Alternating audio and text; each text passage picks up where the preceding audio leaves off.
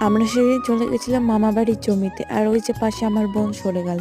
তো জমিতে আসার কারণ এত সুন্দর, এই যে এগুলো হচ্ছে ভুট্টো গাছ, গাছ হয়েছে, মানে না দেখে থাকা যায় না। আমার তো ভীষণ ভালো লাগে, মামাবাড়ি আসলে আমার আর যেতে ইচ্ছেই করে না বাড়িতে। তো পেছনে একটা নদী আছে, সেই নদীতে এখন জল নেই, কিন্তু অন্য সময় জল থাকে, ওখানে অনেক মাছ পাওয়া যায়। আর প্রাকৃতিক সৌন্দর্য মানে আলাদা। আর আমার মামাবাড়িটা হচ্ছে একটু গ্রামের ভেতর। তো আমার বেশ ভাল লাগে। এই দেখো ভুট্টো গাছগুলো এত সুন্দর হয়েছে, ওইজন্য ফোনের ক্যামেরাটা বের করে একটু নাটক করছিলাম।